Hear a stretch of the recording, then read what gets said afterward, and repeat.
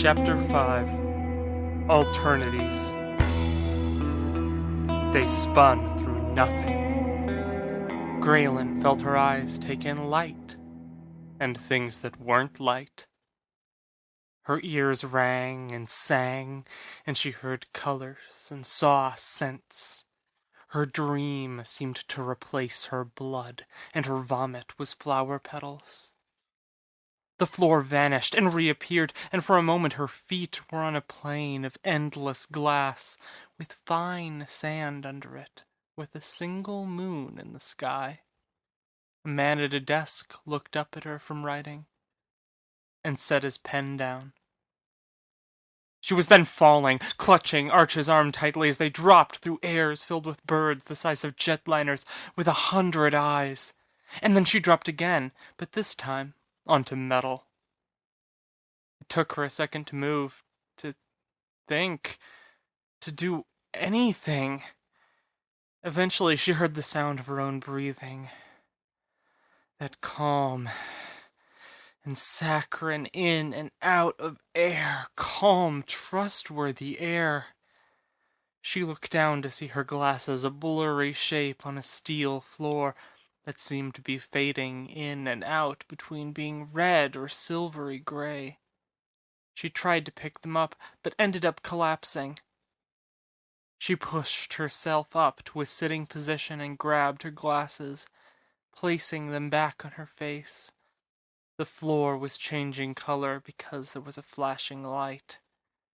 That should have been obvious, but clearly she wasn't entirely cognizant at the moment.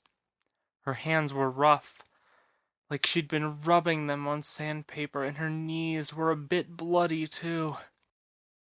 Looking to her right, she saw a railing and pushed herself up on it. Her legs could hold her up, though they were a bit shaky. Where was Mr. Sprinkles? Was he okay? She tried to shove the cat out of her head, but somehow she couldn't. The distance she was from the cat felt tangible, like she had touched it when she went through the portal. That was silly, though. She was clearly not doing well, and there were more important things going on than her cat, like... Wait, where was Arch?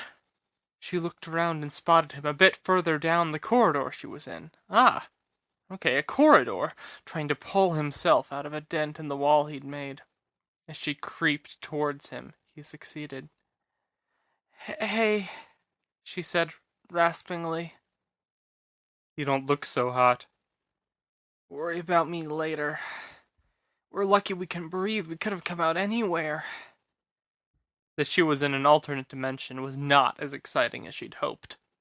She could be anywhere. The people here could be nothing like those she knew, or not even people altogether. As she was breathing and the corridor was built with handrails seemed to be a good sign, though. Still, she was in another reality. The thought was awe-inspiring, and she only wished she was more capable of enjoying it. Any idea where we are?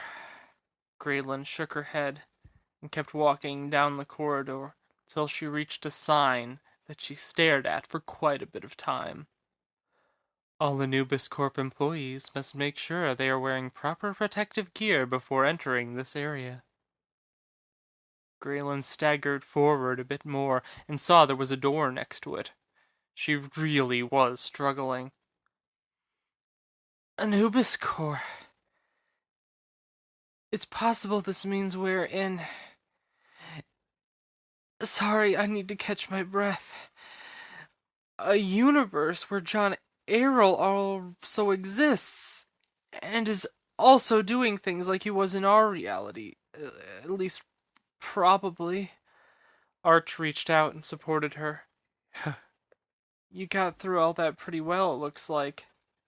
I'm pretty durable. Built forward tough. What? Forget it. The hallway didn't seem to lead anywhere they could get through locked and sealed doors, so they returned to the door with a sign telling them they needed protective gear. Want me to go first? Arch asked as Graelyn stood wobbly in front of it. Utterly. She pressed the button by the door and a handprint scan appeared. Throwing caution to the wind, she placed her hand on it. The scanner took longer than those things normally did, but finally responded in a cheerful voice. Welcome, Director Scythes. Director? You must be a big shot in this reality. We must have arrived in the future of it. No way I'd be a director at 17. She neglected to mention that being a director wasn't a surprise at all, just that the technology also could make portals through time. She hadn't anticipated it being able to do that, which meant that she had a lot of recalculating to do. The doors slid open. Graelyn and Arch saw a vast platform stretching out into a beautiful view of the stars. Corpses littered the platform. Strange corpses. Some human, some decidedly not. There was a glowing light at the platform's end, and it seemed to be spiraling out of control. It reminded Graelyn of the light from the portal. Standing not very far in front of them was an older man. Not elderly, but his hair had lost its color. Vapor trailed up from his e-cig. Mr. Errol? The man turned and looked her up and down. Miss Scythes, you're looking 20 years younger. I'm impressed. Graelyn followed the handrails, staggering, as the entire structure shook.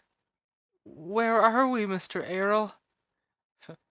This is my great creation, a machine that can draw in anything I want from any reality.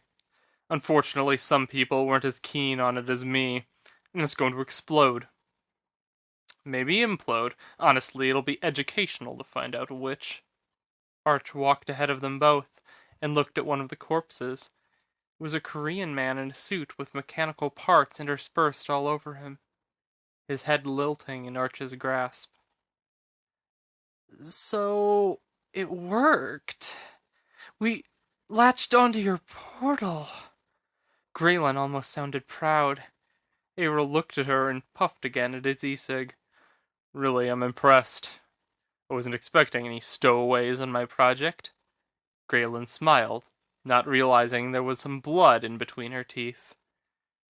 Doesn't look like it was an easy journey for you. Doesn't look like your facility is gonna last the night. It's not night. This is a space station. That made sense. Oh. But no, it's not. I'll need to be getting off here soon. He was cut off by a rush of metal that threw him and Graelyn against the walls. The dark Arch ran towards Arch, swords out. The two collided with the sound of a car crash, swords jabbing and gnashing lightning fast at each other. Graelyn turned to see if Errol was all right, only to see him running far off into the distance. Graelyn got up and ran towards the Fury. She needed to save Arch. Not that she really knew anything about him, but he was the only familiar thing here, and that meant something. Looking at the corpses, she saw something she'd recognized from research and picked it up. It was heavy, and she could turn it, but she managed to turn it so she could access the selection screen and point it in the general direction of the two arches. Tapping on the screen on the dark Arch over and over again, who was going in for a blow at Arch's belly, the machine began to whir and then activated a powerful electromagnet and gravity distorter. Dark Arch looked at her for a moment, feeling a tugging, and then flew back towards the wall, smashing through it like a cannonball. Graelyn ran towards Arch, who looked impressed, taking his hand again and pulling him towards the violent blue swirl. The dark Arch began to crawl out of the crumpled hole it was burrowed in. How much damage could he take? She and Arch ran, hard. Behind her, she thought she saw a person in a strange gray sweatshirt, but she had to still be groggy. The dark Arch lurched forward. You can't seriously be thinking we'd go in another one of those. Name another plan! She tugged. He relented, and the two jumped into the blue swirl. She could see a face as she dived in. A red-haired woman. She didn't recognize her at all. This time was worse. Her legs felt like they were being torn apart. Her eyes rolled back so far in her head they ached. Her senses blurred. She felt sick. She landed in a pile of rubble that used to be a wall, looking into a bathroom. She worked herself back to her feet, checking Arch was still beside her. He was. She worked forward again, towards some voices coming from the end of the hallway. Loud, clear voices. She recognized one, but couldn't quite make it out. Working her way through an empty doorway, she greeted the sight of other humans welcomingly for half a second before the reality of the scene set in. She was high up in a skyscraper, and there were men and women there with guns. They were wearing sort of uniforms with matching patches that said WRC, like they were some sort of ragtag resistance. The wall in front of her was all glass, and she could see the skyline clearly. She was fairly certain this was New York City. One of the people with guns was clearly in charge. A redhead with a beautiful round face and sharp chin, her hair short and practical.